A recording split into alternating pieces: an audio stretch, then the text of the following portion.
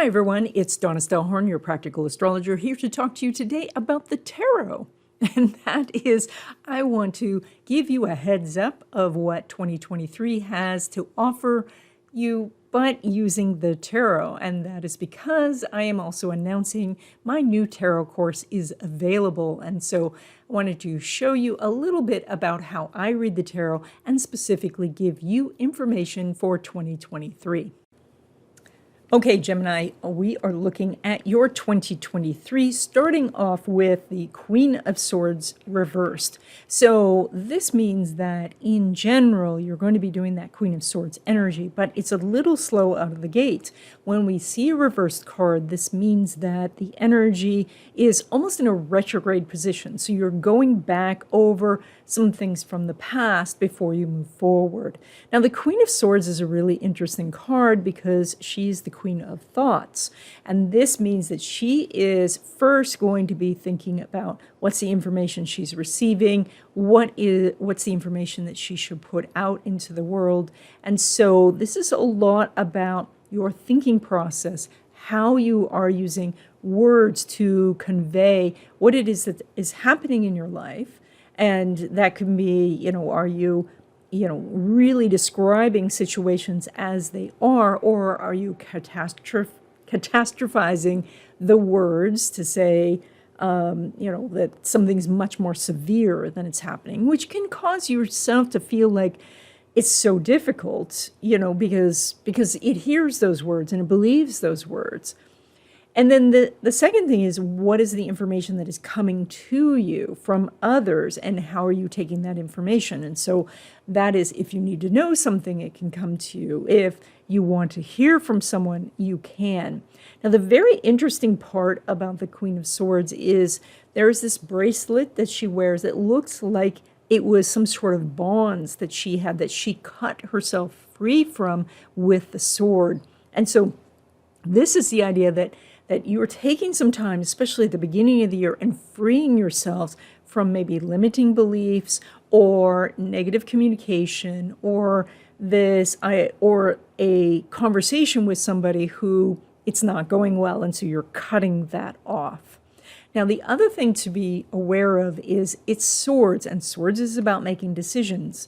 So that is that, again, because the card starts out as upside down, maybe you're going back and forth trying to decide about something, and then finally you make that decision. So decision comes from that same root as the word incision, and so that's how decision is dividing something and saying, I'm not going to do this, but I'm going to do this. So that's the sword energy.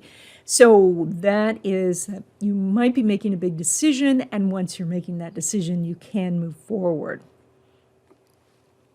Now, when we look at love for you, we get the Hierophant, a very interesting card, because this is, first of all, a major arcana, so that means there is very important stuff happening for you in the area of love this year. But it is a card where the person has a lot of knowledge. So that is that you know what it is that you want. Like how to get a relationship. You might not be doing it. You might not, you might know, okay, to get a new relationship, I have to go meet people, but you may not be doing it.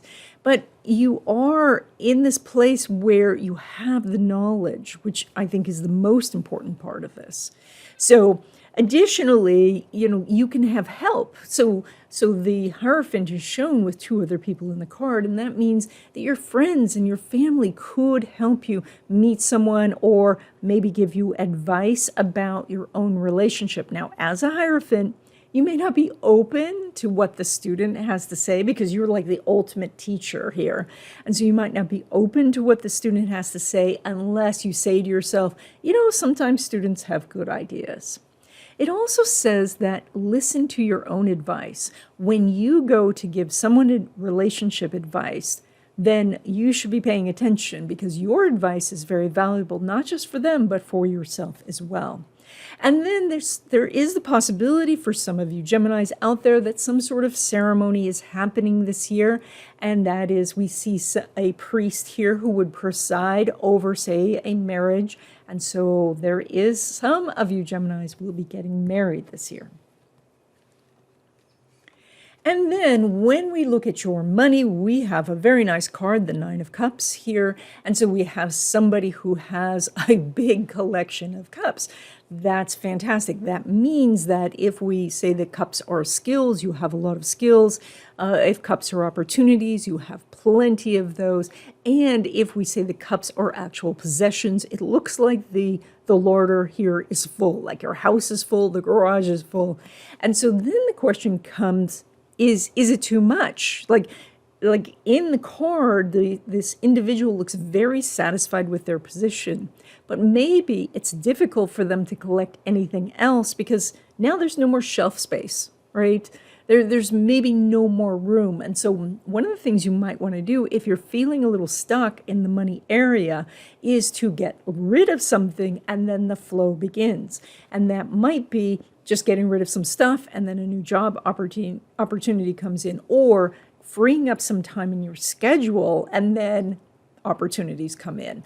But overall, this card, which some call the wish card, is very positive for your money. It does say that what you're wishing for, you can get. And so make sure then that you're making your wishes for things that you have space in your life for.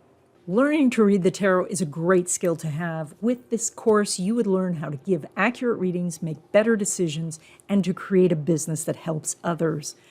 This course has more than 100 videos that teaches you how to enter the card itself and really feel that information, to really be part of what's going on so you don't have to memorize a book.